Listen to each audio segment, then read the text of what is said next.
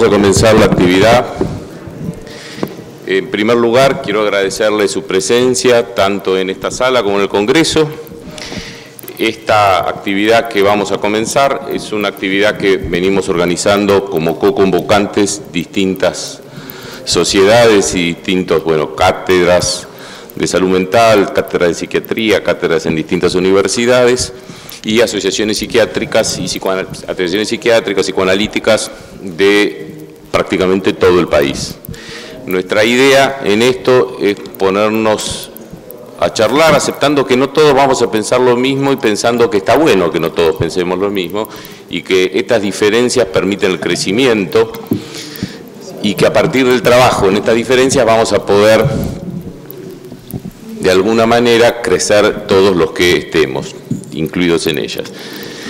¿Qué es lo que pedimos en todo caso y cómo se armó esta actividad? Esta actividad van a ser 3 expositores que les pedimos que lean y que digan lo que van a decir, que son 10 minutos cada uno, ¿no? Luego de esto se va a dar la palabra a quien quiera hablarlo, sabiendo que puede hablar cualquiera, pero para que aparezca en la memoria que se va a hacer a posteriori, que nuestra idea es sacar un texto de todo esto, con todos los aportes y con todas las cosas que vayan apareciendo, tiene que venir escrito.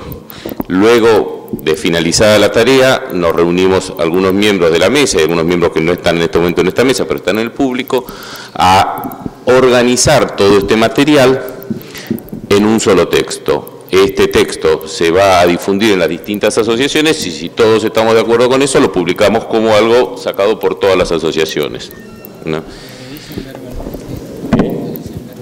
No, le pedimos que lo traigan escrito. Sí, que lo lean. Claro. Si quieren hacer alguna aportación, sepan que nada tiene que ser más, por supuesto, salvo las personas que están acá, nada más que 3 minutos. Como mucho 4 minutos. Pequeño aviso, pedido, es que llenen una encuesta, que creo que la mayor parte de ustedes la deben haber llenado. Nuestra idea como asociación es poder responder frente a ciertos cuestionamientos con no lo que piensa Tencon y no lo que piensa Uslengue y no lo que piensa alguna persona en particular de la asociación, sino lo que pensamos todos, ¿no? Entonces, por eso es que ustedes van a ver que hay una encuesta sobre la interrupción del embarazo. Le pido por favor que todos la llenen. Si no la llenaron, que o vayan allá o me piden a mí, ahora tengo encuestas. Bueno, va a comenzar el doctor Juan Carlos Estañaro, quien dijo que como toda presentación diga que es un médico psiquiatra. Gracias, Tenconi. Bueno, el doctor Tenconi nos puso en la obligación de resumir una opinión en base a las siguientes preguntas en relación a las clasificaciones. Y dejo claro que dice clasificaciones. No especifica cuáles, suponemos que dentro del campo PSI, pero dentro del campo PSI no especifica clasificaciones de qué corriente, disciplina, pensamiento, etcétera. Yo voy a referirme particularmente a las psiquiátricas. ¿Deben ser usadas en la clínica? Hablamos de padecimientos, enfermedades o trastornos. Para responder a estas preguntas es necesario primero despejar ciertos conceptos mencionados en ellas. A tal fin vamos a alterar el orden de lo preguntado a fin de imprimir un desarrollo lógico a nuestra información y argumentación. Padecimiento, trastorno, síndrome y enfermedad. Comencemos entonces por definir padecimiento, trastorno, síndrome y enfermedad. El sustantivo padecimiento aparece recientemente vulgarizado en el lenguaje del mundo PSI argentino, acompañado de la especificación mental a partir de su inclusión en el artículo 1 de la Ley 26657 que reza: la presente ley tiene por objeto asegurar el derecho a la protección de la salud mental de todas las personas y el pleno goce de los derechos humanos de aquellas con padecimiento mental. Y sigue. ¿Cuál es el significado del término padecimiento? Dice el diccionario de la Real Academia Española: padecer, del latín paticere, de pati, sentir física y corporalmente un daño, dolor, enfermedad, pena o castigo. padecer múltiples carencias en sus necesidades elementales, padecer una neumonía, padecer en su trabajo, soportar agravios, injurias, pesares.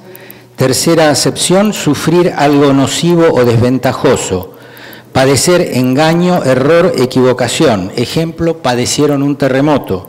Cuarta acepción, sufrir, aguantar, tolerar. Quinta, dicho de una cosa, recibir un daño. Como se puede apreciar, el término padecimiento es inespecífico, no operativo para el vocabulario psicopatológico y a lo sumo calificativo de una experiencia subjetiva de cualquier tipo y negativa para el sujeto, y para mayor complicación, unido al calificativo mental, otro término que carece de consenso científico en sí y que retrotrae la discusión al dejar planear la idea de la existencia de un padecimiento físico a un dualismo que se suponía superado. Por su lado, el término trastorno no tiene especificidad en la epistemología médica, como sí lo tienen, como veremos enseguida, los términos síndrome y enfermedad. El vocablo trastorno se generalizó en el vocabulario psiquiátrico a partir de la poco feliz traducción del título de la clasificación norteamericana, DSM, en su versión 3R de 1987, en la cual se lo tradujo por disorder, y luego fue tomado como traducción antecedente por las otras clasificaciones actualmente en uso. La Clasificación Internacional de Enfermedades, CIE-10, de la Organización Mundial de la Salud, en su capítulo 5, Trastornos Mentales y del Comportamiento, la Guía Latinoamericana de Diagnóstico Psiquiátrico, GLAP, y la Clasificación Francesa de Trastornos Mentales en sus versiones castellanas, contribuyendo así a su mayor difusión y uso. Poco después, en 1992, la OMS, haciendo propio el término así traducido al castellano, definió al trastorno mental en su página web como un conjunto de síntomas o comportamientos asociados, en la mayoría de los casos, a malestar y a interferencia con la vida del individuo.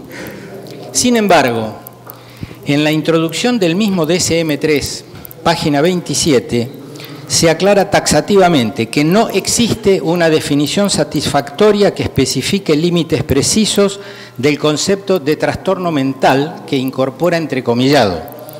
Lo mismo ocurre con conceptos como trastorno somático y salud física y mental. Fin de la citación.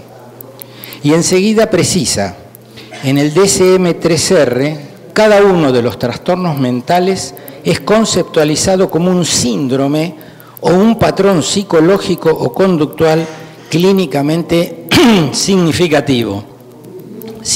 Termina la cita.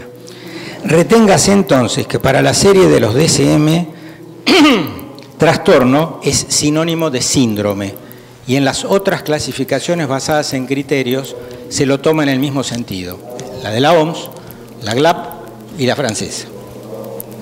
Definamos entonces síndrome.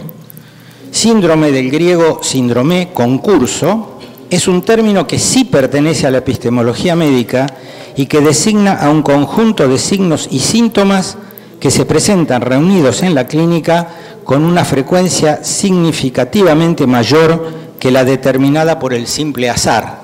La conocemos bien a esta definición. Este síndrome así definido debe causar una alteración o disfunción de una función vital, generar eventualmente algún grado de malestar subjetivo, incapacidad y dolor o muerte, y ser identificado en su cultura como una desviación de la norma propia de ella. El síndrome es un recorte más o menos arbitrario de la realidad. En otras palabras, no es un ente natural, sino un constructo clínico, resultante del esquema referencial del observador. En efecto, un síndrome es un constructo clínico objetivable en la clínica médica general, en la que remite a un fenómeno natural, biológico, material, pero lo es menos en la clínica psiquiátrica, a donde remite solamente a un conjunto de conductas socialmente definidas como desviación de la norma. La enfermedad, que también es un término de la epistemología médica, define a los síndromes de los que se conoce positivamente el mecanismo causal, patogenia, su causa específica, etiología o ambas etiopatogenias. Las enfermedades son consideradas entidades naturales, son síndromes de los cuales se dice la causa, el mecanismo causal o ambas cosas. Podemos entonces pasar a la otra parte de la pregunta. ¿Deben ser usadas en la clínica las clasificaciones? Clasificar en epistemología es la acción humana de buscar regularidades en un área específica de fenómenos para darle un orden al mundo. La confrontación con los hechos de la naturaleza conduce a la necesidad de entenderlos para predecir su aparición y controlarlos. Para ello se requiere la elaboración de explicaciones o conceptos interpretativos de tales fenómenos. Adicionalmente, la necesidad de comunicar eficientemente tales interpretaciones conduce a la construcción de términos con que denominarlos y a la formulación de criterios definitorios de los mismos. Estos criterios definitorios buscan establecer límites entre lo que el fenómeno es y lo que no es, o cuando menos establecer gradaciones de membresía categorial. La propiedad con que tales criterios definitorios tienen éxito en capturar los elementos y delimitantes del fenómeno que intentan caracterizar conduce a los conceptos de validez, fiabilidad y aplicabilidad de tales criterios definitorios que han sido utilizados desde principios de la modernidad, progresivamente desde las clasificaciones de Boissier de Sauvage, en toda nosografía médica. Conceptos de validez, fiabilidad y aplicabilidad. La clínica ha sido definida por algunos como los que hablan el médico y el paciente sobre lo que trae a alguien a la consulta y lo que hablan los médicos entre sí sobre lo que le ocurre al paciente. Para que ese diálogo se diferencie de otros, curanderismo, charlatanismo, debe responder obligatoriamente a un método racional de base científica. Este comporta realizar las siguientes maniobras técnicas y operaciones discursivas. 1. Reunir el conjunto de fenómenos comunicados y observados, subjetivos y objetivos, que presenta quien consulta y atribuirles una denominación en lenguaje técnico, o sea, la semiología. Todas las disciplinas psi lo hacen, de una o de otra manera. Segundo, ordenarlos en un conjunto racional y conocido por su repetición en diferentes casos, entiéndase síndromes, también lo hacen. Algunos gran cantidad de síndromes, otros muy poquitos. Tercero, ubicar a estos en un orden de clasificación determinado, estableciendo límites entre lo que el fenómeno es y lo que no es, o cuando menos estableciendo gradaciones de membresía categorial, es decir, ordenarlos en una nosografía, que puede ser tan compleja como la de Kraepelin o tan simple como estructura neurótica, estructura psicótica. Cuarto, explicar su aparición por medio de un mecanismo de producción, patogenia, y o una pluricausalidad, etiología, ubicando el cuadro en una descripción coherente, nosología. Quinto, prever su posible evolución y derivaciones, pronóstico. Y sexto, prescribir lo necesario para retornar al statu quo ante de salud o detener ese proceso, que son las maniobras terapéuticas. En toda esa gestión intelectual, el operador, para el caso médico o psicólogo clínico, respalda su accionar en teorías psicopatológicas. No clasificar las formas de presentación de la locura supone perder el resultado del paciente y enorme trabajo heurístico sobre esas formas del sufrimiento humano realizado a lo largo de los 2 siglos de existencia de la psiquiatría y más de uno de la psicología clínica y el psicoanálisis, y volver a una manera simple y peligrosa de separar binariamente la locura de la no locura, o mutatis mutandis, el padecer mental del no padecer mental, al reemplazar las clasificaciones de los síndromes mentales por la presencia o ausencia de padecimiento mental, lo que puede conducir, por su falta de rigor heurístico y su carga ideológica y subjetiva, a patologizar el padecimiento de origen social. Gracias. Muchas gracias.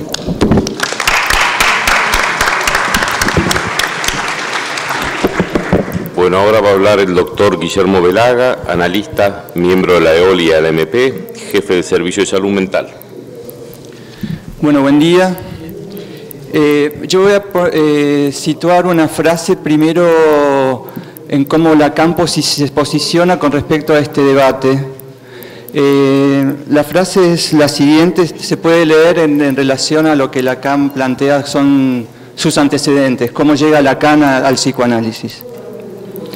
Dice que Rimbaud conocía bien la tradición francesa, pero era Kraepelin quien lo había formado, a quien el genio de la clínica era llevado a lo más alto. Singularmente, pero necesariamente nos parece, nos vimos conducidos a Freud, pues la fidelidad a la envoltura formal del síntoma, que es la verdadera huella clínica a la que tomamos gusto, nos llevó a ese límite que se invierte en efectos de creación. Es decir, que Lacan se reconoce ahí en un debate en lo que Lanter y Laura llaman los paradigmas de la psiquiatría, entre el segundo paradigma de las enfermedades mentales, Rimbaud, Kraepelin, y el de las grandes estructuras psicopatológicas, ¿no? Que por supuesto en ese tercer paradigma está Freud, pero también está Henry A. Y hay un debate muy interesante entre Lacan y Henry A, que me parece que hay que traerlo a cuenta, sobre la locura. Un debate precioso, ojalá que nosotros podamos estar a la altura de ese debate, donde Henry A plantea que la locura es un déficit en la libertad. Y Lacan plantea que el loco es el hombre libre. Y entonces hay ahí un debate en relación al déficit de la locura. Pero por supuesto, el órgano dinamismo de Henry A no es la neuropsiquiatría de ahora. Henry A tiene hay que leer Henry A, la antropología, me parece es un debate muy interesante, pero traigo eso a cuenta porque me parece que sería interesante debatir sobre la locura también. En este punto, Germán Berrios dice que en el mundo de la psiquiatría y las clasificaciones, estas dicen más sobre el mundo social y estético en el cual fueron construidas que acerca de la naturaleza. Un poco lo que planteaba Stagnaro recién. Entonces, me parece, el síntoma cambia según el discurso de la época. Y en este sentido, el debate teórico, porque en definitiva este foro está planteado desde un debate teórico en relación a las prácticas de salud mental, la reglamentación de la ley de salud mental, ¿no? Estamos en ese debate. Es decir, que todo este debate teórico, práctico y normativo de la salud mental, que va mucho más allá de la Argentina, está ligado al discurso universal de la ciencia y de la globalización del mercado. Y en ese punto se insertan también las políticas sanitarias de la OMS y la OPS, y ahí surge el término padecimiento mental. Y otro punto que me interesa, que va a ser seguramente para otro foro, el de la evaluación científica de las prácticas asistenciales, ¿no? Lo es. En este punto, me parece, para nosotros hay dos paradigmas que en el debate argentino que hemos estado presente. El paradigma salud mentalista, ¿no? Y el paradigma de las neurociencias, que yo prefiero llamarlo al del paradigma de las neurociencias biomédico-tecnológico. Me parece mucho ubicarlo mejor así, que, o sea, paradigma de la salud mentalista, paradigma biomédico-tecnológico. Desde este punto de vista, entonces hay el siguiente debate en relación a la lectura del síntoma. Y esa lectura del síntoma tiene tres propuestas: la biomédica tecnológica, la sociológica y la clínica, que es la que me interesa debatir. En ese sentido, cada uno de los paradigmas, uno puede ubicar cómo se ubica en relación al problema del cuerpo y el síntoma. Entonces, por ejemplo, el trastorno mental del DSM se ubica en relación a un cuerpo biológico. El padecimiento mental, acá ahora sí, ligado a la ley de salud mental, se ubica ligado a un cuerpo político, sociológico. Y el síntoma psicopatológico, desde el punto de vista freudiano, está ligado a un cuerpo erógeno. Entonces estamos discutiendo en relación a tres formas de ver el cuerpo: cuerpo biológico, cuerpo político, cuerpo erógeno. En este sentido, un poco para plantear el tema, y dado que según como uno lee el síntoma se ubica en la clínica y construye el caso, me parecía como interesante plantear el problema de una cuestión clínica cotidiana, el problema del pasaje al acto y la impulsión, por ejemplo. ¿Cómo se lee el problema del pasaje al acto desde estas tres vertientes? Y ahí se ven las diferencias epistemológicas de cada punto. Por ejemplo, en los DSM no existe el término pasaje al acto. Lo que existe es el término impulsividad. Ahora, ¿qué es la impulsividad en los DSM? Es una acción descontrolada, sin significación ni contexto. Es decir, casi es lo que plantea un poco, es una neurología clínica. Si uno, eso se ve en los problemas en Estados Unidos, donde los locos terminan diagnosticados en las prisiones, ¿no? Después de los grandes pasajes al acto. ¿Por qué? Porque la impulsividad en el DSM está desconectada del problema de la angustia y la alucinación, ¿no? Si uno conecta el pasaje al acto a la angustia y a la alucinación, vuelve sobre un punto importante, que es la significación personal del pasaje al acto.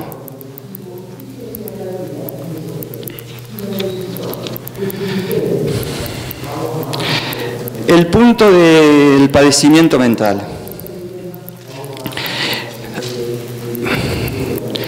El término padecimiento mental del paradigma salud mentalista viene un poco a resolver quizá el enfoque extremadamente biológico del trastorno mental, ¿no?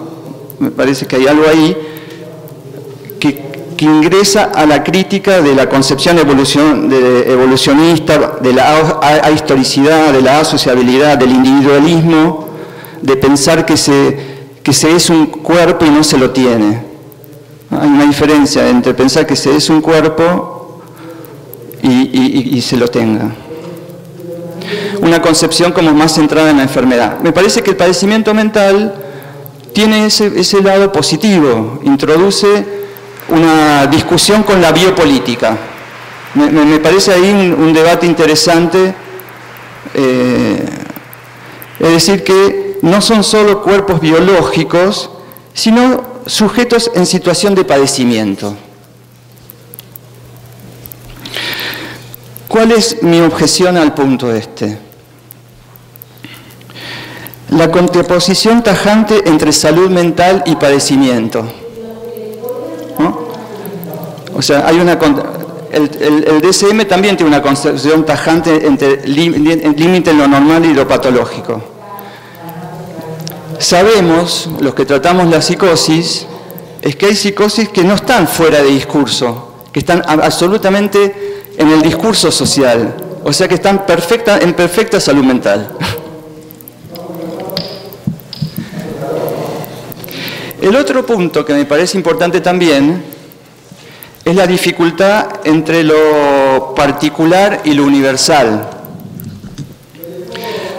Es decir, que el padecimiento, lo voy a explicar en estos mismos términos, situando el problema del riesgo cierto e inminente de la ley.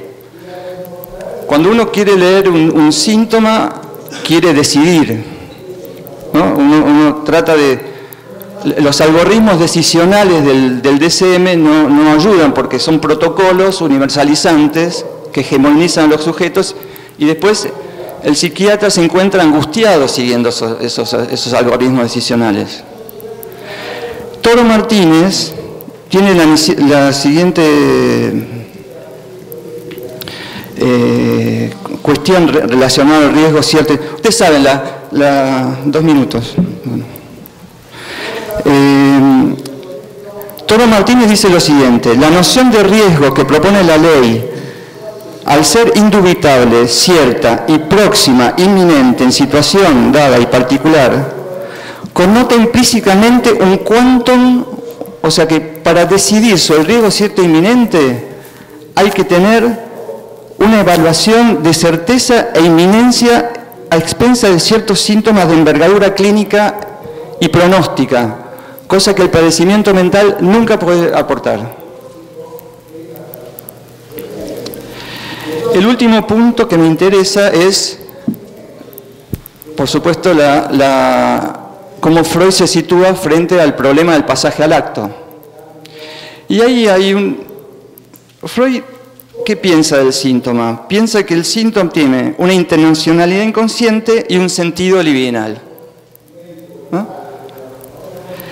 Y Freud tiene un caso muy interesante que es el de la joven homosexual, el pasaje al acto de la joven homosexual, donde sería una jovencita de la época actual, una joven de 18 años, muy interesada, dice Freud, paseando por Viena con una dama vulgar, desafiando al padre, se topa con el padre,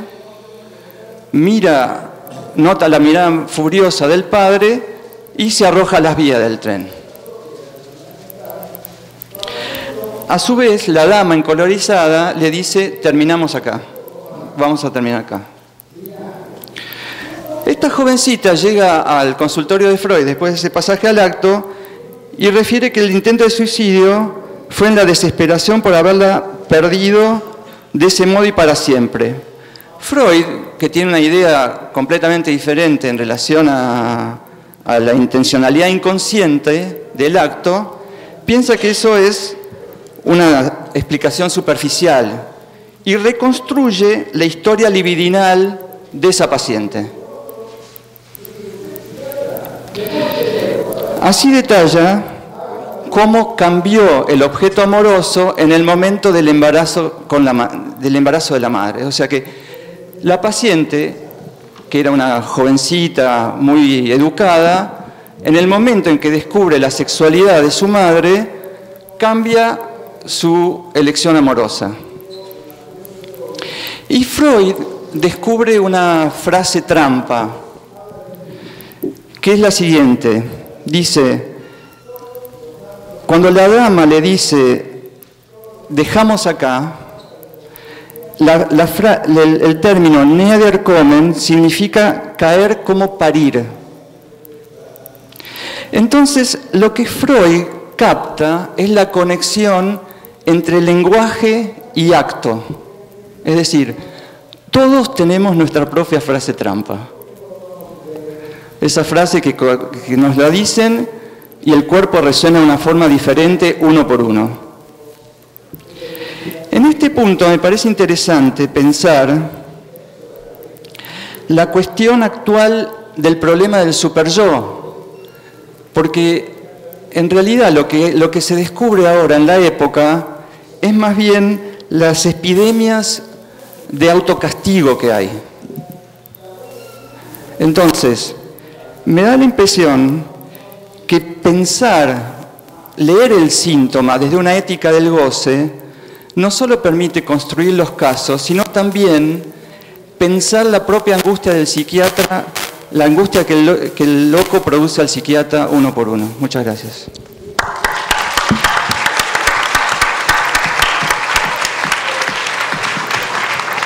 Bueno, ahora va a hablar el doctor Humberto Persano, doctor en medicina, psiquiatra, miembro de la Sociedad de APA y de la IPA, del Comité de Salud, jefe de servicio. Bueno, ante todo, gracias por la invitación a participar de este foro. Como es interinstitucional, en este caso yo estaría representando a la IPA y a la APA, que es mi sociedad de pertenencia frente a la IPA. Pero como el tema es muy complejo y muy amplio, lo primero que me gustaría aclarar frente a estas preguntas, que son muy interesantes, es hablar de padecimientos, enfermedades o trastornos. Es todo lo mismo. Bueno, ya Juan Carlos hizo una excelente descripción de las diferencias etimológicas de las palabras, de qué pertenencia, así que no voy a abundar en eso. Ok. ¿Cuál? ¿Este?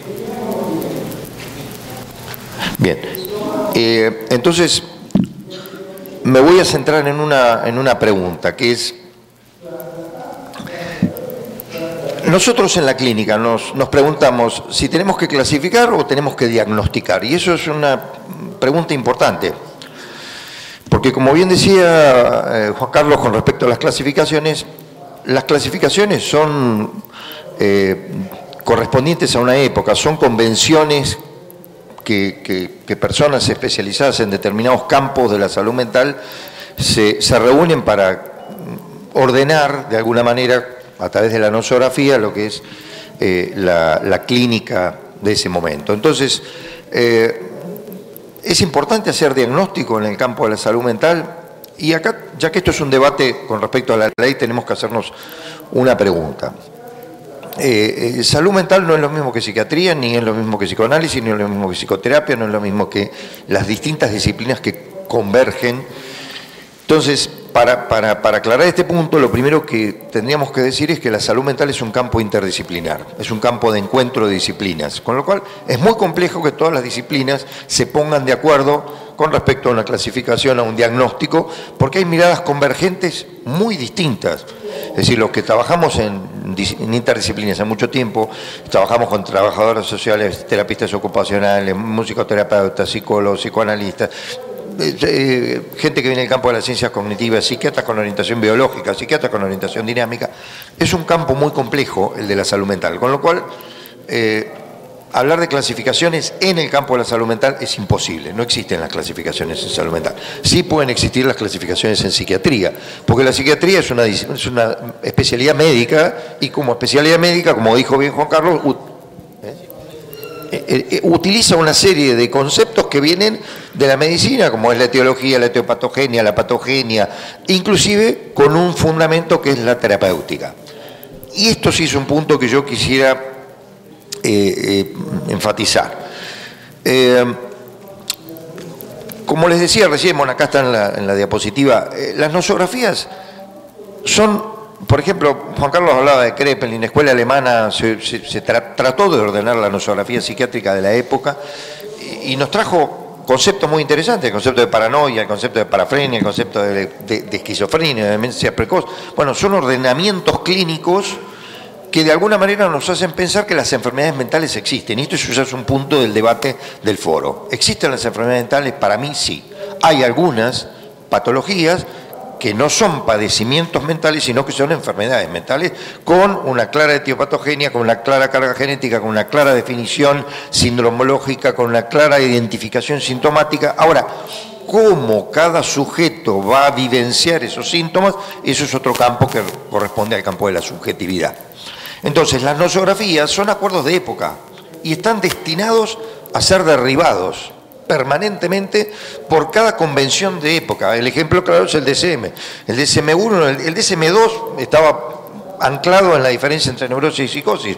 El DSM-4 era multiaxial, el DSM-5 vuelve a uniformar todo. Entonces, son convenciones de época. ¿Uno es mejor que el otro? No, son acuerdos de época que pueden servir para planificar la salud mental de una sociedad, porque de alguna manera yo creo que la sociedad tiene que organizar de alguna manera cómo va a ser un efector eficaz en el campo de la salud, y en este caso, en el caso de la salud mental. Con lo cual, cada sociedad ordenará la nosografía que le resulte más clara para hacer abordajes en el campo de la salud mental.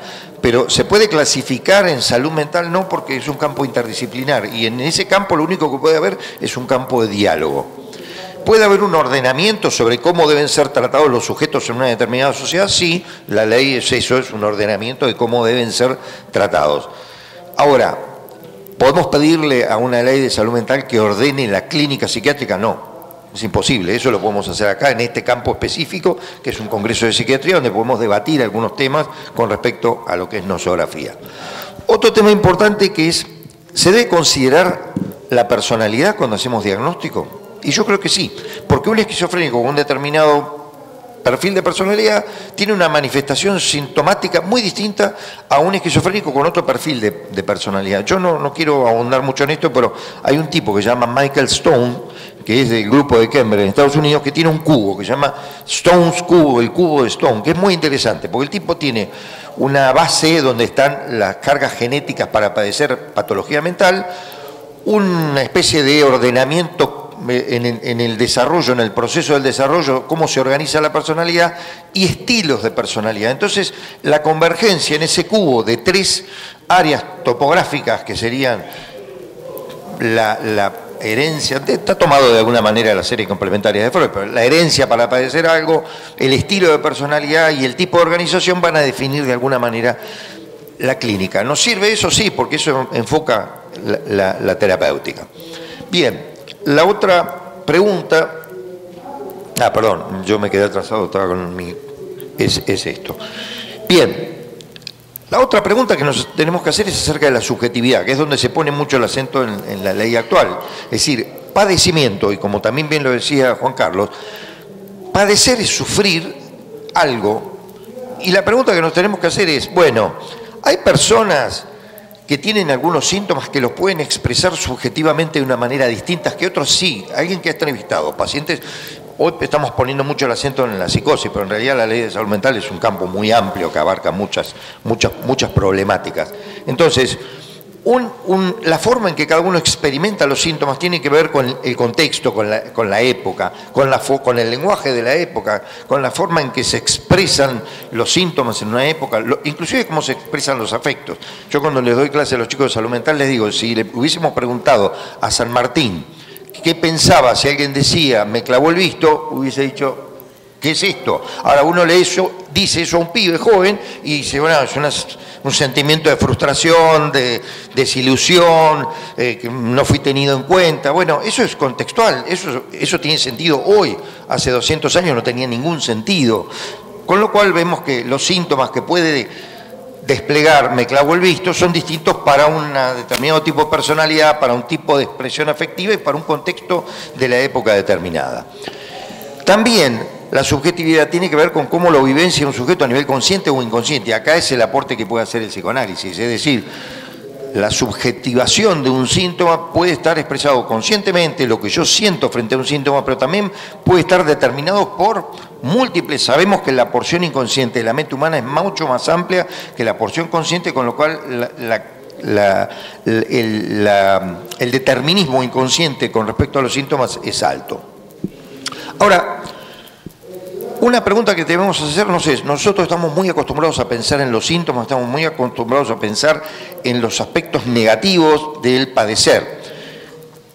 Algunos psicoanalistas que se rebelaron de alguna manera contra el orden de clasificación de la psiquiatría, empezaron a pensar en una forma de organizar la clínica, y en este caso la clínica desde una mirada psicodinámica, psicoanalítica, es, bueno, no solamente deberíamos pensar en los aspectos del padecer, sino también en los recursos con que cuenta un sujeto. En general, nosotros no estamos acostumbrados a evaluar recursos para afrontar un determinado proceso patológico. Y es tan importante evaluar los recursos con los que cuenta un sujeto para afrontar una patología que la propia patología en sí misma. Si no, nos vamos a correr demasiado hacia una mirada patologizante y no vamos a poner el acento en los aspectos que serían saludables de un sujeto para afrontar. Eso está bien explicado por todo lo que es el concepto de resiliencia, pero eso debe estar incluido en una forma de evaluar diagnósticos. Porque si yo no evalúo la capacidad de un sujeto para afrontar un problema o una enfermedad o un trastorno o un padecimiento, estoy dejando afuera una parte muy importante que es el aspecto de la salud mental, los recursos saludables con los que cuenta un sujeto para afrontar la patología. Y acá viene un punto que es importante a las clasificaciones. Nosotros clasificamos de acuerdo a la psiquiatría, pero en este caso yo que estoy representando los aspectos de una institución psicoanalítica, bueno, ¿qué hicieron los psicoanalistas con respecto al ordenamiento clínico? Bueno, la pregunta es, si la nosografía va cambiando de acuerdo a las épocas, por las expresiones sintomáticas, el funcionamiento mental no cambia tanto. La mente humana no cambia tanto con el transcurso de los años. Es decir, seguramente que el hombre de Nederland, que tenía un cerebro que pesaba 750 gramos, es muy distinto al cerebro nuestro que pesa 1350, a expensas de todo el desarrollo del lóbulo frontal y la corteza orbitaria prefrontal, etc. No voy a entrar en esto, pero los cambios que se hacen en el hombre son mucho más lentos que los cambios sociales, con lo cual los cambios en la nosografía son mucho más rápidos que los cambios que producen en la mente, que se producen en la mente humana. Por lo tanto, investigar y diagnosticar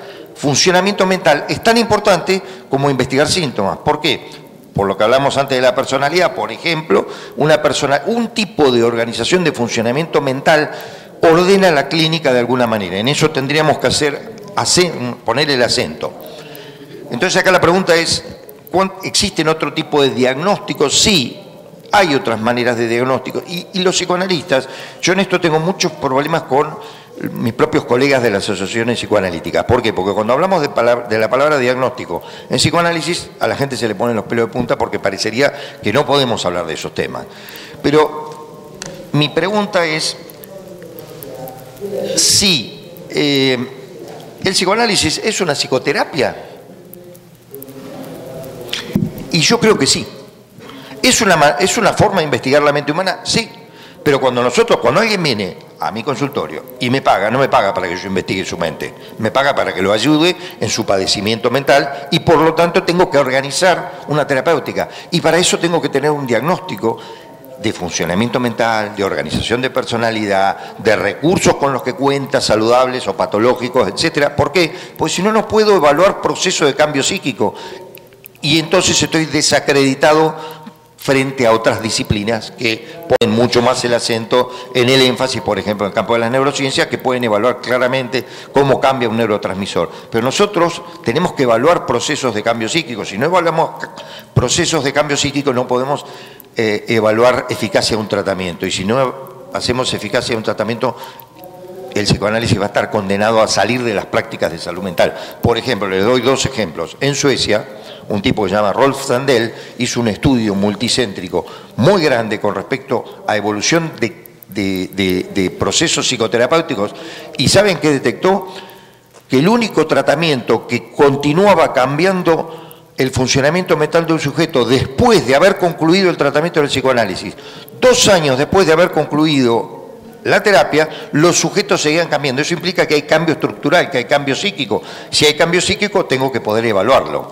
Estas consideraciones me parece que las tenemos que tener en cuenta a la hora de plantear estas problemáticas en el campo de la salud mental. Si no, la psicoterapia, no vamos a estar incluidos los psicoanalistas en las psicoterapias en el campo de la salud mental. Y yo quiero que estemos incluidos, porque para mí el psicoanálisis es una práctica terapéutica en sí misma. Gracias.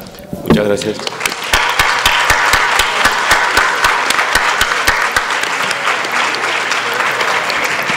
Bueno, hemos tenido 3 brillantes exposiciones.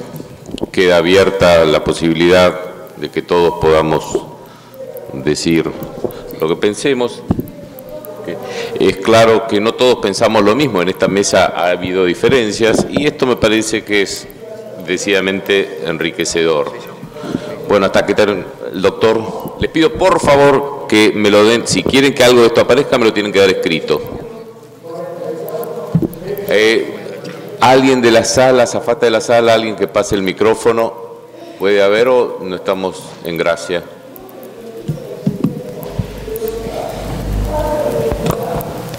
Solo está el presidente y el director del instituto en la mesa, así que solo está el presidente y el director. Gracias a la mesa. Darlo por escrito va a ser más complejo, pero de cualquier manera trataré de que así sea.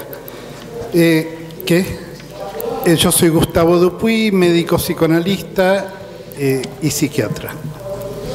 Asociación Psicoanalítica Argentina. El tema es, lo que ustedes traen es un cambio que se está produciendo en toda la medicina, que es la medicina que pasa de la semiología a la protocolización.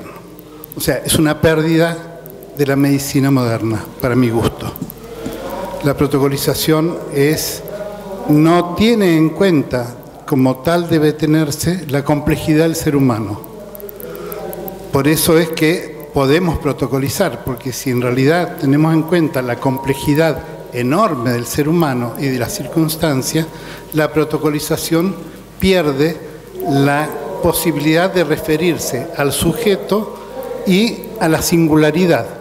La singularidad es la base del tratamiento médico, mucho más claramente en el tratamiento psicoanalítico. En realidad creo que todos hicieron aportes que son valiosos y que pueden ser complementarios. Chocan en algún punto cada uno de los que trajeron. Sin anteojos no puedo ni siquiera ver lo que escribí.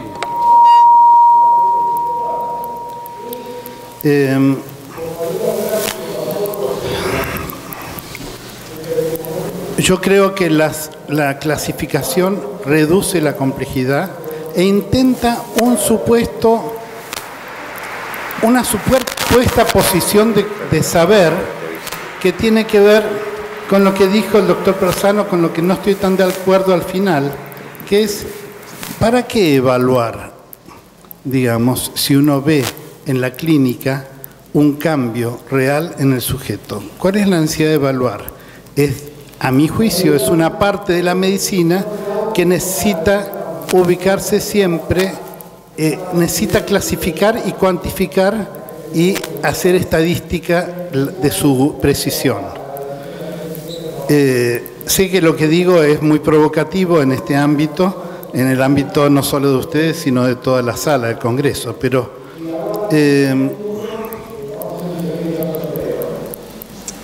la interdisciplina ayuda, como alguno de ustedes dijo, a no ordenar lo clínico, pero lo enriquece. La interdisciplina apunta fundamentalmente a esta complejidad maravillosa del ser humano. Y muchísimas gracias.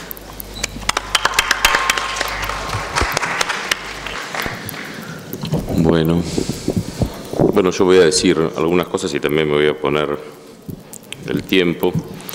Spitzer, que fue la persona que hizo el DSM-3, el jefe de las tareas, digamos, dijo que las clasificaciones tienen que servir para tres cosas: para comprender una enfermedad, para controlar una enfermedad y para comunicarse entre colegas. La más importante de las tres es la comunicación entre colegas, y eso creo que estamos todos de acuerdo.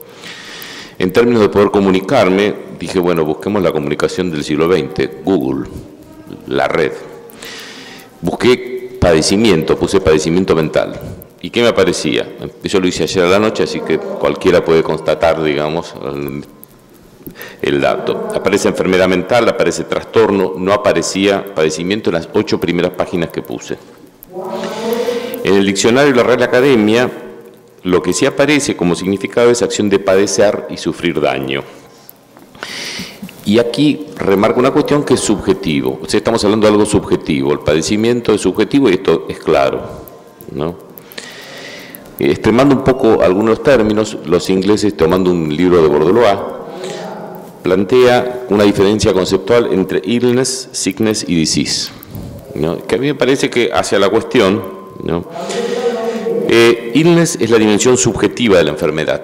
Sickness es la dimensión social de enfermar, o sea, el impacto en los allegados y en los servicios sociales, y disease es el proceso patológico, frecuentemente físico, donde hay una desviación de la media. Es un hecho objetable. Habría una relación entre illness y padecimiento. La dimensión subjetiva entiendo que no es algo que se pueda comparar. Lo que cada uno sufre, lo que a cada uno le pasa, Pero si yo tengo que hacer una clasificación, no tengo que pensar en el 1 a 1, tengo que pensar en criterios más generales. Si yo tengo que hacer una ley, no tengo que pensar en el 1 a 1, tengo que pensar en criterios más generales. Cuando hablamos de algo objetivable, por ejemplo, una esquizofrenia, ahí lo importante es que podamos comparar muchas veces qué es lo que pasa, poder comparar tratamientos, poder comparar si tal medicamento hace bien, si tal no hace bien, si tal produce tal remisión de síntomas, si tal no produce tal remisión de síntomas. Esto es un punto central del ser psiquiatras.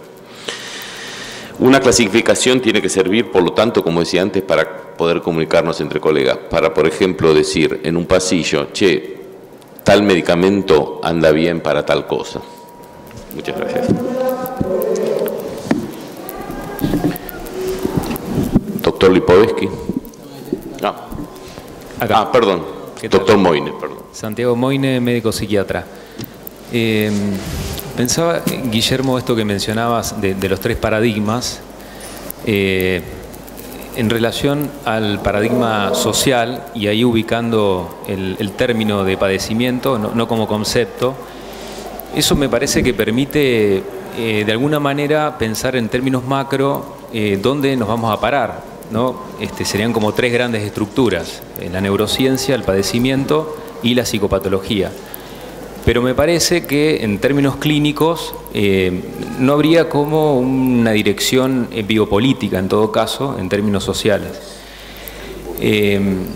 Creo que el padecimiento de alguna manera le termina siendo, lo digo entre comillas, el juego a la neurociencia en estrategias de poder y biopolítica de Michel Foucault.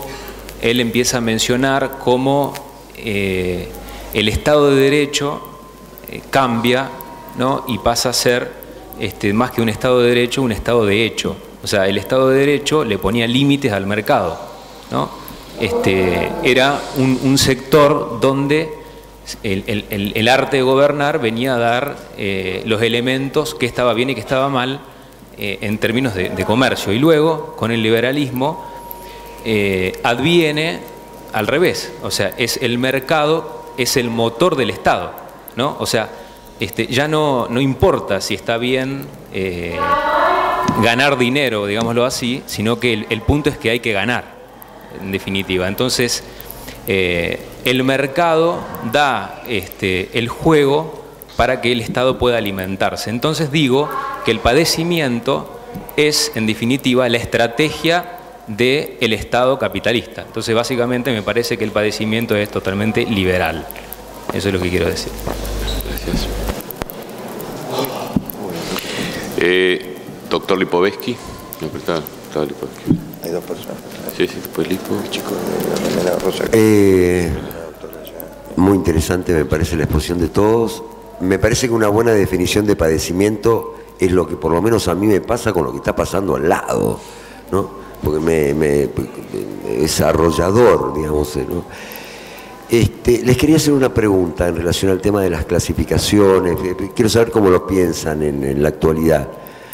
Digo, también se podría pensar que en las clasificaciones dentro de la psiquiatría quiero saber lo que piensan ustedes, el lugar de los laboratorios de la industria en la clasificación, y dentro del movimiento de la reforma psiquiátrica en diferentes países del mundo, digamos, hay un nuevo actor, se podría decir también en la clasificación, que son los movimientos de familiares y la influencia que esto ha tenido en clasificar o en desclasificar. Quería saber cuál es la opinión de ustedes en relación a esto. Bien. ¿Qué? Bueno, acá piden hacer algún tipo de vuelta, así que... Claro. Bueno, entonces yo diría empecemos por el doctor y después seguimos hasta él. De los comentarios que han hecho y de lo que escuché de los colegas acá en la mesa, quisiera hacer breves puntuaciones, pero que me parece que es importante que las tengamos muy en cuenta para darle rigor a la discusión. Yo hice un intento de formular de la manera más precisa y concisa posible una respuesta a las preguntas, y antepuse, para poder responder, las consideraciones de orden epistemológico de lo que es el lenguaje médico. Entonces, de eso no me puedo salir por la sencilla razón de que la psiquiatría es una especialidad médica, primera cosa. Esto no quiere decir que la psiquiatría, como praxis científicamente informada, recurre a distintas disciplinas para formular su discurso. Y en el caso de la psiquiatría, que no es una psiquiatría, sino que hay muchas psiquiatrías, o varias en todo caso, puede tomar la inspiración de la psicopatología psicoanalítica, que es mi corriente de pensamiento y mi formación. De todas maneras, eso a mí no me exime, cada vez que un paciente me viene a consultar, de estar obligado a él legalmente y éticamente por un contrato de medios. Es decir, que tengo que poner en juego un conocimiento externo a mí, consensuado y aceptado por la comunidad científica, médica, como ustedes le quieran llamar, y ofrecérselo al paciente para poder ejercer una buena praxis. Un psicoanalista puede no sentirse constreñido en esa obligación. De hecho, no hay una legislación que lo obligue en ese sentido, en casi ningún país del mundo. Algo en Austria y algo en Alemania, me parece, pero nada más. Entonces, esta diferencia me parece que es muy importante. Los enfermeros están en la misma situación que los médicos porque tienen una ley de ejercicio profesional. Los trabajadores sociales, no. Los psicólogos clínicos, sí. Los terapistas ocupacionales, no. No existe ese contrato que pueda ser denunciado por la persona que recibe el servicio. Entonces, seamos cuidadosos y rigurosos con ese punto. Con respecto a lo que decía Moine, hay una cantidad de artículos en la bibliografía internacional que están apareciendo en relación a esta corriente que copó la Dirección de Salud Mental de la OMS y de la OPS, de franca pertenencia, militancia e inspiración basagliana, pero que le ha dado una vuelta al asunto. El problema que tuvo Basaglia y toda la antipsiquiatría es que nunca pudo construir una psicopatología. Fue revulsivo y muy importante en su prédica antimanicomial, y en esto creo que los psiquiatras estamos todos de acuerdo, ¿no es cierto? El viejo asilo psiquiátrico no tiene razón de ser de ninguna manera, pero no construyeron una psicopatología. Y esta bibliografía que está apareciendo por todos lados muestra que a partir de eso, un neobasaglismo empieza a introducir en el debate internacional desde la OMS el concepto de salud mental positiva. Salud positiva en general y salud mental positiva. Y denuncian, hay muchos artículos, algunos de los especialistas son Mogne, parecido a tu apellido, pero GN, un francés, sociólogo, hay algunos americanos también, que dicen que hay un deslizamiento ideológico a una teoría de la felicidad en la salud mental positiva. Una teoría de la felicidad que va de la mano con algo cultural, como decía Humberto, que va cambiando en la época, ¿no es cierto? Que es hedonismo, juventud eterna, en último término, que no hay pena de vivir, que puede no haber pena de vivir, y que eso sería la salud positiva. Y si no hay pena de vivir, entre otras cosas, se llevan puesto el duelo, por ejemplo. O todo lo que le pasa a los seres humanos, o que nos pasa a los seres humanos, ¿no es cierto? Que tenemos que soportar la pena de vivir. Y esto a mí me parece que sí es exactamente funcional al pensamiento liberal, neoliberal. No al liberal weberiano, sino al neoliberal. Y con respecto a lo que preguntabas vos, Gustavo, que te pido que me lo refresques más precisamente, eran dos preguntas, ¿no? Dos comentarios. Uno, la influencia de los laboratorios. Hay un texto que desnuda muy profundamente, norteamericano, de un sociólogo y un trabajador social viejo ya. El éxito del DSM sería la traducción en español, no se tradujo al español, Kirk y no me acuerdo el otro apellido en este momento, en donde dicen que una de las raíces del cambio del DSM-2 al 3 estuvo en la necesidad de generar grupos homogéneos, con diagnóstico homogéneo, para la investigación de los psicofármacos de la segunda generación. Y que esto generó una fuerte presión de la industria farmacéutica sobre la Asociación Norteamericana de Psiquiatría para que el grupo de trabajo que dirigía Spitzer limpiara a todos los psicoanalistas y solamente conservó algunos psicoanalistas que entraron en el juego. Y están los nombres y todo. Así que sí, la industria farmacéutica tuvo su importancia. Y por ende tuvo una importancia en toda la bibliografía que se empezó a hacer en base a mirar la locura en las categorías de SM. Y la última cosa que quiero decir con respecto a las familias, que es creo que uno de los aportes más importantes que se puede hacer, no a la nosografía directamente, sino a la terapéutica. Está dentro del proceso de desestigmatización, de circulación de la persona con trastornos mentales en la comunidad, mucho más libremente, porque otra de las cosas que tiene esta teoría de la felicidad y que está en la ley es la angelización de las familias.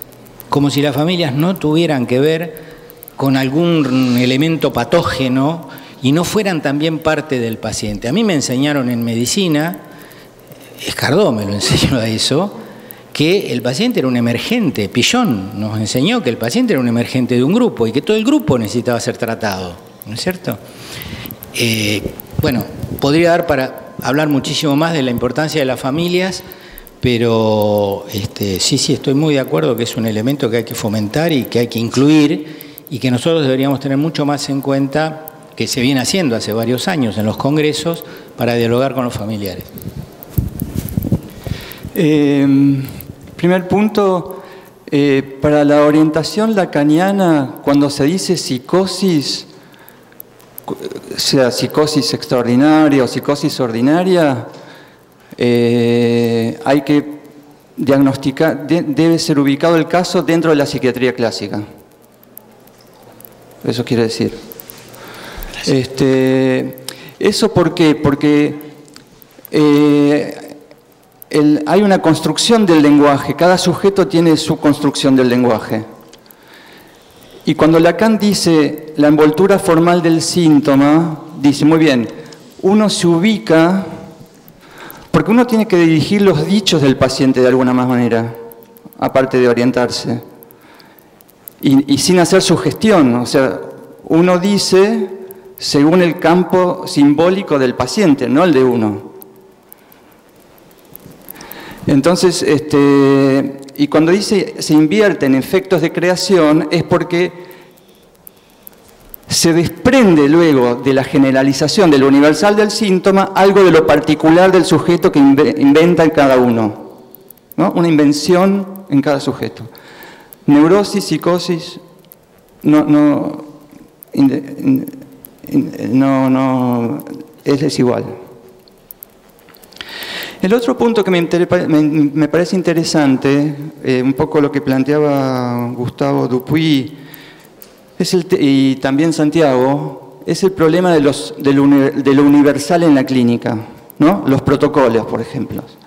Y es un hecho que el padecimiento mental forma parte de una visión universal de los sujetos, los homogeneiza tanto como el trastorno mental. Y en ese punto los dos paradigmas expresan lo mismo, ¿no? Eso es lo que yo quería un poco situar. Esto me parece conecta con el problema de la evaluación tocada, ¿no? Porque el imperativo a evaluar de la época es el mismo imperativo que todos padecemos en relación a la eficacia y el rendimiento. Los sujetos padecen en relación a la eficacia y el rendimiento. Si no están a la altura de ese superyo de la época, caen en depresión, son un desecho, etc.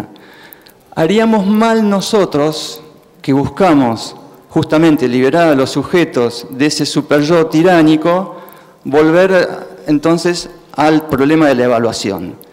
Lo que nosotros, me parece, como psicoanalistas buscamos es la autoevaluación del sujeto, la autoevaluación de su síntoma, por ejemplo. Cuando viene un sujeto que es mandado, sabemos que es el peor panorama que nos puede tocar. Me mandaron, ¿no? Nosotros más bien buscamos la autoevaluación del sufrimiento de ese sujeto. Lo que dice Freud, ¿en qué está usted implicado en esto? O sea que buscamos la autoevaluación. En ese punto me parece interesante el problema de las resoluciones terapéuticas que mencionaba Humberto. Nosotros hicimos una investigación en el hospital justamente en relación a psicoterapias y los pacientes vienen describiéndose con síntomas universales.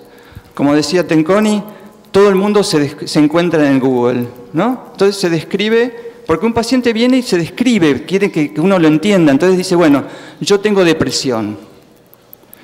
Después de esa evaluación en psicoterapia, los pacientes que vimos que tenían ciertas resoluciones terapéuticas eran los que habían podido transformar ese síntoma universal que le describe en el mundo por un síntoma más particular. Padezco del amor. Al definir en términos universales, en términos particulares, lo libidinal, me parece que eso es lo que hace que el síntoma, más allá del lazo transferencial, siga funcionando. Pero no es sin la transferencia, ¿no? Entonces, eso es lo que me parece que el síntoma analítico sigue funcionando en términos de satisfacción. La pregunta de Gustavo, comentario. Es un hecho que los laboratorios les conviene un cuerpo biológico. Es un hecho que les conviene un cuerpo biológico.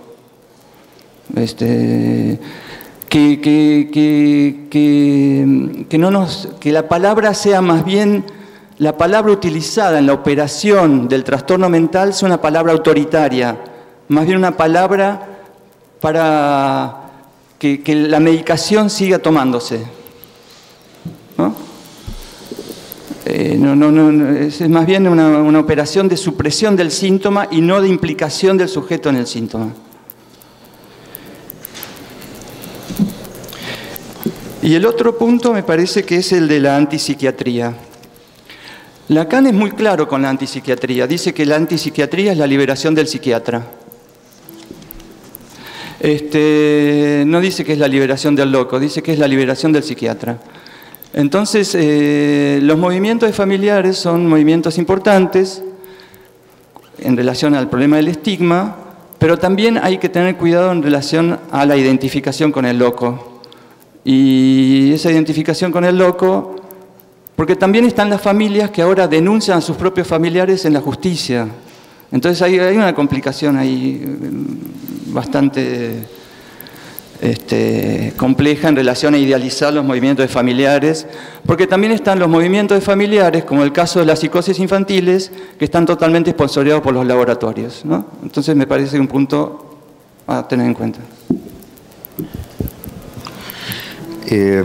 Yo quería hacer una reflexión con respecto al tema central de la mesa, que tiene que ver con clasificar, diagnosticar, identificar padecimientos, trastornos, y me voy a poner en un rol que sería, si yo tuviese que planificar la salud mental de un país, debería identificar cuáles son los problemas más importantes, y eso responde a una disciplina que es la epidemiología. Y la epidemiología utiliza diagnósticos para poder identificar problemas. Entonces, si nosotros entramos en una palabra muy ambigua que sería padecer, ya no podemos identificar ni problemas ni padecimientos específicos. Eso es un problema para el campo de la salud mental. No me gustaría estar en el lugar de un director de salud mental que no sepa la epidemiología de este país, que de hecho no la hay. ¿Por qué? Porque hay 3 sistemas de salud. Sí, bueno, pero no está... Es un problema grave no tener una epidemiología de lo que está pasando, porque ¿hacia dónde se dirigen los recursos en salud mental? Porque hay recursos económicos, físicos, humanos. ¿Hacia dónde se dirigen? ¿Cómo uno organiza la atención en salud mental si no sabe cuáles son los problemas que padece una determinada población? Que son muy distintos los urbanos de los rurales, del conurbano de las grandes ciudades, etcétera. O para tomar un ejemplo que trajiste vos, con respecto al tema impulsividad. Bueno, yo tengo un trabajito escrito ahí de un congreso viejo de APSA, que es diferencias entre agresión, impulsividad y violencia, que a veces se los considera sinónimos. Una política en salud mental dirigida al tratamiento de la impulsividad es campo de la psiquiatría y corresponde a un fenómeno específico de conductas impulsivas que pueden ser identificadas en síndrome. Ahora, abordar la violencia es un problema muy complejo, interdisciplinar, donde intervienen las disciplinas de las ciencias sociales, donde intervienen los posicionamientos filosóficos, donde interviene la antropología, etcétera. Entonces, el problema de la violencia como genérico en el campo de la salud mental, ¿cómo lo abordamos? Podría ser identificado como un problema de agresión específica, inclusive ahí sí los laboratorios tienen muy claramente identificado el problema de la agresividad, porque es algo que inclusive nos trasciende a los seres humanos y nos lleva a nuestros ancestros. Si pensamos en una teoría de la evolución, hay muchos animales que tienen rasgos agresivos y eso puede ser tratado, inclusive bien tratado, identificado con psicofármacos.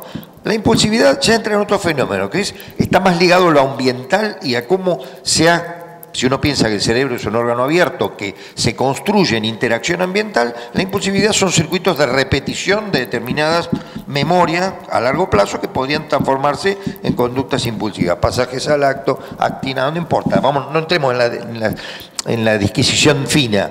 Pero la violencia es algo mucho más complejo porque es intersubjetiva.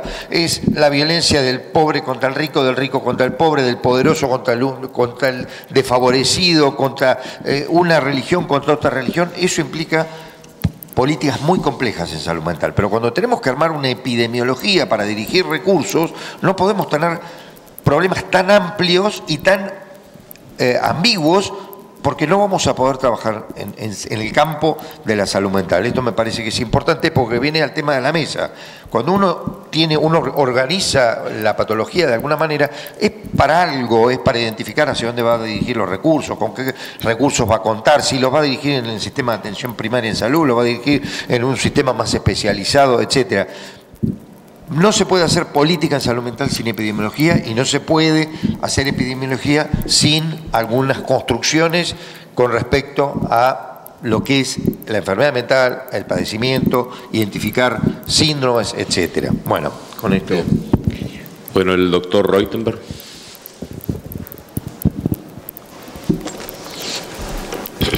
Bueno, muchas felicitaciones por los conceptos brindados. El año pasado estuve invitado en el Congreso de América Central de Guatemala y habló el que era el presidente de la WPA, Bugra. Yo era el coordinador, éramos 3 latinoamericanos y Bugra. Bugra entró, agarró el micrófono y durante la hora y media que duraba la actividad habló. Y los chicos le preguntaban, dos cosas le preguntaban. Eran estudiantes recién recibidos y alguna gente joven más de otras especializadas. Perdón por el temblor de voz, pero tiene que ver con la indignación, que todavía me perdura. Y le dice una chiquita, le dice, ¿qué piensa usted de la psicoterapia para los profesionales de la salud mental? Don't waste your time. No pierda su tiempo. Si usted tiene tiempo y plata para perder, eso a usted no le va a resultar útil. Lo que le va a resultar útil es lo que usted converse con sus colegas. Esa fue la primera respuesta, que por supuesto no había derecho a réplica, ni de pregunta, ni de nada. Y la segunda es que le preguntan que los viene a ver gente muy pobre, gente indígena. Hay una gran proporción en América Central que no tienen ningún tipo de recursos, que no tienen dinero y que van al hospital con padecimientos graves. ¿Y qué se puede hacer? ¿Qué hacemos nosotros con estos pacientes? Y él contestó, los psiquiatras no nos ocupamos de los problemas sociológicos. Yo me quedé bastante conmocionado con esto, me encontré con algunos chicos después y me quedé pensando en las paradojas de los mensajes que mandamos nosotros, o que se pueden mandar, porque el que está inmerso en un sistema de salud que está obligado a ver pacientes cada 15 minutos, y que tienen, donde yo me comunico, me dicen, Doc, tengo para verlo 15 minutos, no lo puedo más, tengo 3 sobreturnos. Es así como acá se trabaja. Entonces yo empecé a pensar un poquitito Cuando vos decías, Humberto, los problemas que tiene la población, ¿y la población psiquiátrica qué? Los problemas que tiene, porque estamos mandando nosotros acá la subjetivación, la investigación del síntoma, ver el origen, averiguar la familia, trabajar con los antecedentes, involucrar al paciente en el sentido del síntoma y no 15 minutos por paciente. Es imposible, es imposible. Entonces yo creo que hay que ver la manera de que más todavía con lo... ¿Y cuál es el resultado de esos 15 minutos? Que el paciente le pregunta ¿qué me va a dar? ¿Qué me va a dar? ¿No me va a dar nada? Yo creo que es importante esto de los mensajes que estamos dando, porque a veces pueden llegar a sonar como mandatos superyoicos, que es lo que es hacer las cosas bien, cuando hay imposibilidad práctica, absoluta de hacerlas de esta manera. Y creo que esto es importante también para decirlo. Bien. Había una persona... había una persona por ahí que había pedido... Ahí, allá, está levantando... Bueno, esa chica que ya pidió hace rato y ese muchacho anteojos. Hola, sí, soy la doctora Marina Valerio, soy médica psiquiatra. ¿Se escucha? No, brevemente sobre un tema que se habló, que es el tema de las nosografías. Creo que tiene que ver directamente con el tema de la mesa y cómo las nosografías son convenciones que van cambiando a lo largo del tiempo, pero no así la mente, no así los síntomas se mantienen estables. Entonces, ¿qué pasa con esas convenciones? Y la verdad es que me parece que eso es el principal problema que afronta la psiquiatría frente a las clasificaciones, que sean solo convenciones. Estoy de acuerdo con otra cosa que también se dijo, que existen las enfermedades mentales. Me parece que el problema es que las convenciones no logran identificarlas. Y creo que el principal objetivo de poder identificar las enfermedades mentales es poder dar el correcto tratamiento a quien lo necesite, pero también evitar tratar en forma incorrecta a quien no lo necesite.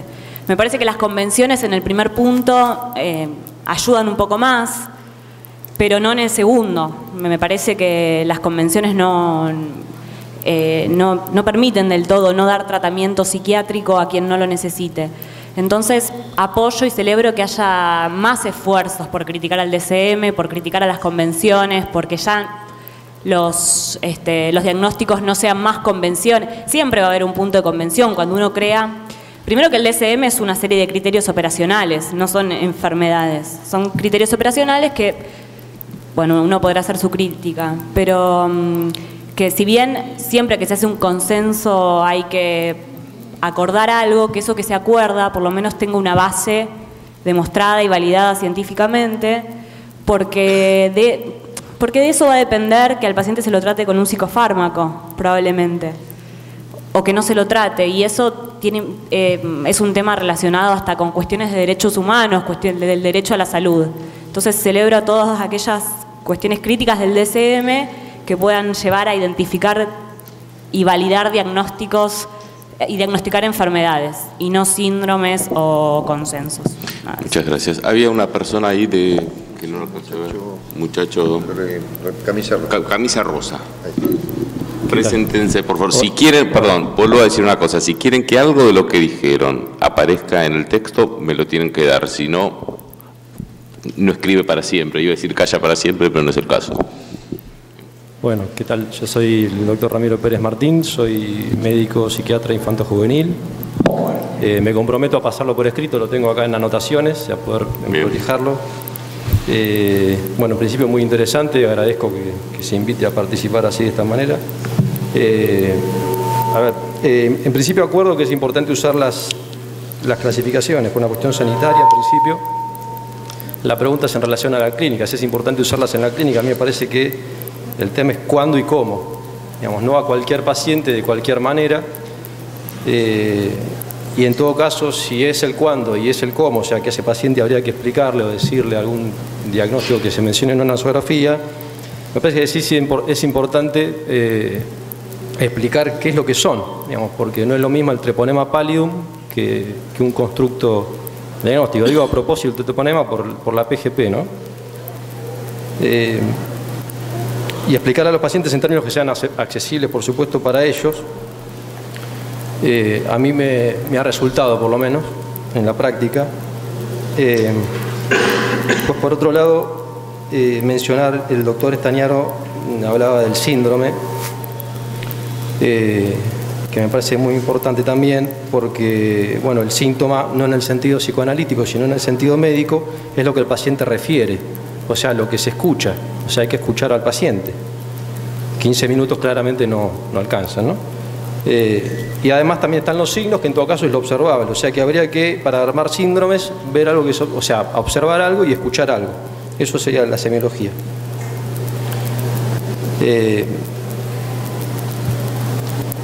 Bueno, esto por un lado, por ahí sería importante decir que los constructos diagnósticos representaran fielmente ambas cosas semiológicas, ¿no? Lo observable y lo escuchable, lo audible, o sea, lo que se puede escuchar. Digo, por ejemplo, en el TDAH no ocurre, son todos observables y muchas veces se encuentran en chicos con observables de diagnosticables como ADD, se escuchan síndromes depresivos muy frecuentemente. O chicos con retrasos mentales leves, por ejemplo, o TDI leve, como se le quiera llamar. Por otra parte, si no recuerdo mal, hay un artículo de la reglamentación de la Ley de Salud Mental que menciona específicamente que deberán usarse las nosografías a las cuales las autoridades públicas de salud de la Nación hayan adherido, con lo cual entiendo que a la APA no.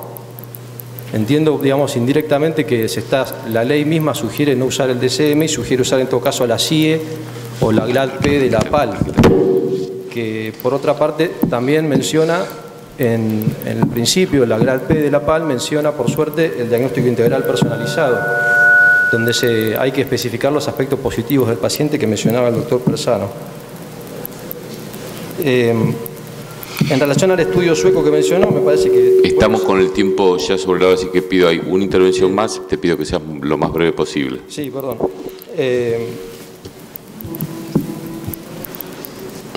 Bueno, invito entonces a unas citas, casualmente tengo acá. Peter Fonagy, en la revista de World Psychiatry, en junio de 2003, el artículo se llama Psychoanalysis Today, y a otro de Joel Paris, de The Canadian Journal of Psychiatry, 2017, volumen 62, página 308, lo tengo casualmente acá. Y el artículo se llama Is Psychoanalysis Still Relevant to Psychiatry? Un signo de pregunta. Bien. Bueno, había otra persona que había levantado la mano. Gracias. Muy breve, pido, por favor. Trato de ser muy breve. Yo me llamo Diego Martino, no soy psicoanalista y dentro de mi ignorancia psicoanalítica quería hacer un comentario y una pregunta y después otra desde el punto de vista psiquiátrico. El comentario, se hablaba de la ley de salud mental y del padecimiento y de los sujetos y demás, pero también se hacía mención a esquizofrénicos. Y me parece que tenemos que hacer un intento todos, desde cualquier escuela y perspectiva, por evitar ese tipo de denominaciones y hablar de personas con esquizofrenia o sujetos con esquizofrenia, como se le quieran decir, no esquizofrénicos. Hay que hacer un intento por evitar eso. El doctor Velaga hablaba de, digamos, los paradigmas del Onterí-Lorá y de las grandes estructuras psicopatológicas, que supongo es el paradigma al cual ascribe él. Yo la pregunta que quería hacer dentro de mi ignorancia es si eso de alguna manera no representa un constructo nosográfico del psicoanálisis, y que no es que no haya nosografías, sino que esa es una forma de nosografía del psicoanálisis. Sí, claro. Y después, respecto de la psiquiatría, muchas de las cuestiones que se hablaron, o sea, Spitzer puede ser que en su momento haya querido que la comunicación entre colegas fuera lo más importante a la hora de construir el DSM-3, yo no estoy tan seguro, digamos, de que eso sea lo más importante de los diagnósticos. Me parece que sería más importante que pudiéramos describir entidades válidas. El doctor Estañaro hablaba de la validez de los diagnósticos y me parece que eso es lo que está en cuestión hoy en la psiquiatría fundamentalmente. Y que si no podemos lograr describir entidades válidas, ninguno de los datos que vienen después son demasiado fiables, ni siquiera los epidemiológicos, y ni siquiera la confiabilidad. Eso es lo que está pasando en los diagnósticos hoy por hoy. En la depresión, por citar un diagnóstico de los grandes, la confiabilidad es paupérrima, los datos epidemiológicos... Lo que pido que seas... Bueno, termino con eso. Me parece que es muy difícil poder responder a la pregunta disparadora, pues probablemente estemos mezclando enfermedades con síndromes, con cuestiones que no tengan nada que ver con la salud mental, qué sé yo, bueno, con la psiquiatría al menos eso. Gracias. Bueno, vamos a darle un minuto a cada una de las personas de la mesa, un minuto, y luego cierro yo.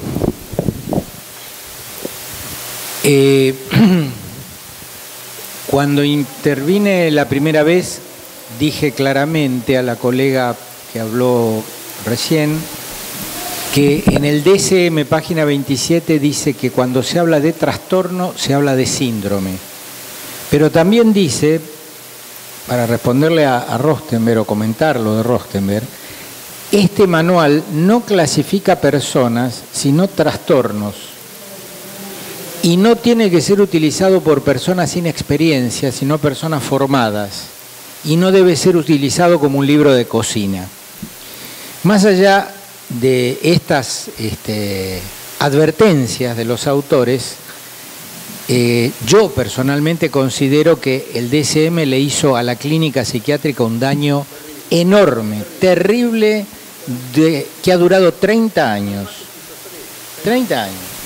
Y que se podría haber ido por otro camino. Y que es cierto que el grupo de trabajo del DSM sacrificó en todos los trastornos que figuran desde el DSM-3 la validez discriminante de cada criterio en favor de la fidelidad interjueces para que se comunicaran mejor los diagnósticos que en ese momento de la caída del Estado benefactor y del ahorro en salud mental necesitaba el gobierno norteamericano para reembolsar solamente cierto tipo de cosas porque se estaba reembolsando demasiado y el costo era gigantesco.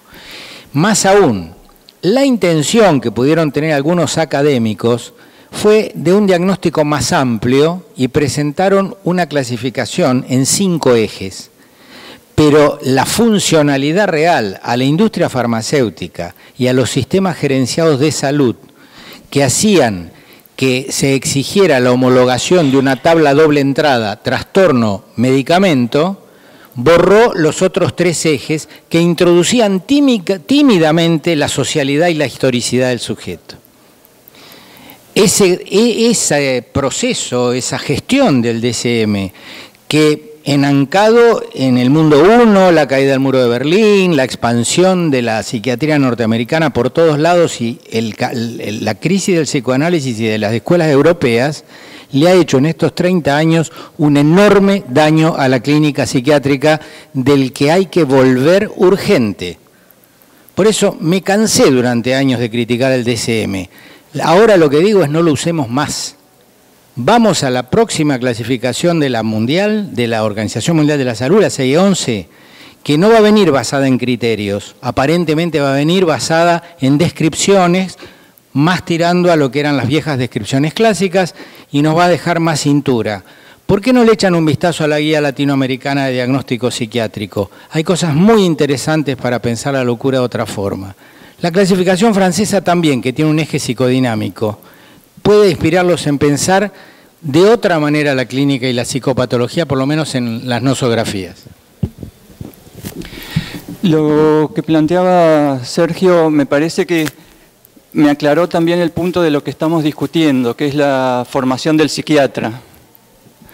Entonces, lo que planteo es que, aparte del cuerpo biológico, hay que incorporar también el cuerpo en lo social, pero no olvidarse del cuerpo erógeno, en el sentido de la transferencia, ¿no? O sea, quiero decir, el psiquiatra no está acostumbrado a leer los efectos transferenciales que tiene el paciente con él y se angustia. Y hace actings, medica además. Un ejemplo son las borderline, el borderline absolutamente medicado. Con respecto a la pregunta, el tercer paradigma de las grandes estructuras clínicas, no solo es Freud, es también Henry A., Minkowski, la fenomenología, es más complejo.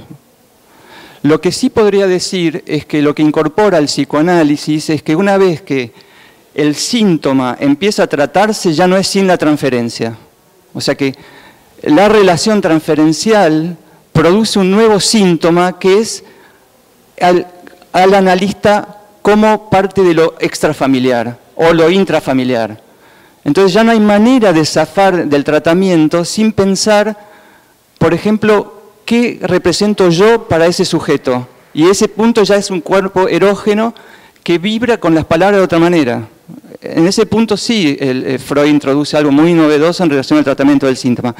Que por supuesto, en los imperativos de la época, el psiquiatra, por eso yo planteaba que el mercado produce algo tremendo, que es la atención en 15 minutos.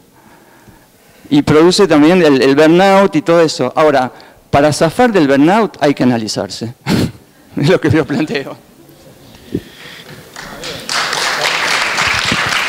Bueno, yo quería responder algo con respecto a lo que surgió en el público. Sí, cuando usé yo específicamente dije esquizofrénico, entiendo lo que decís, pero es lo mismo cuando decimos hipertenso o cuando decimos asmático. En realidad es una persona que tiene asma, una persona que tiene hipertensión o una persona que tiene esquizofrenia. En ese sentido lo dije, pero acuerdo con vos que es una persona que padece de tal patología o de tal enfermedad. Así que bueno, fue un deslizamiento de acortar en el tiempo, pero en general en la jerga común utilizamos habitualmente ese tipo de... Y nadie en cardiología se siente ofendido porque alguien diga un hipertenso, pero bueno, no importa, acuerdo y con vos. Y rescatando ese concepto voy a valorar algo, y hablando de clasificaciones.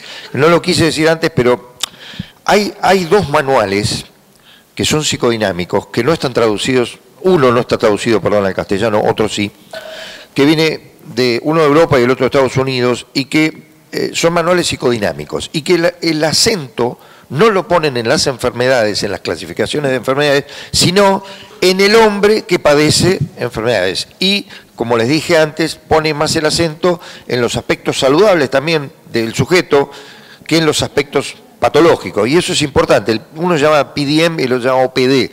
El PDM no está traducido al castellano. Yo colaboré ahí en 3 ejes de áreas: desorden del comportamiento alimentario, depresión maternal y depresión persistente, que es la antigua distimia. Bueno, ese fue mi aporte. Pero hay manuales, por ejemplo, este manual tiene ejes como función mental, personalidad o subjetividad de los síntomas, y no tiene nada que ver con los síntomas que habitualmente encontramos en las clasificaciones de enfermedades, porque justamente están apuntando al sujeto que tiene algunos padecimientos. Eso me parece importante aclararlo, porque en general no estamos acostumbrados a usar ese tipo de manuales que nos alejan de la psiquiatría clasificatoria, que bueno, que nos antecede, que ya Kraepelin o los franceses clasificaban los delirios, pero estaban tratando de ordenar algo muy complejo que era la patología. Hoy en día tenemos más conocimientos en el área de cómo funciona la mente humana, y hay algunos manuales que no son clasificatorios de enfermedades, sino de personas que padecen y que incluyen los aspectos saludables del sujeto. Digo esto porque me parece, se usan habitualmente en el campo de la psicoterapia y en el campo de la psicoterapia psicoanalítica específicamente.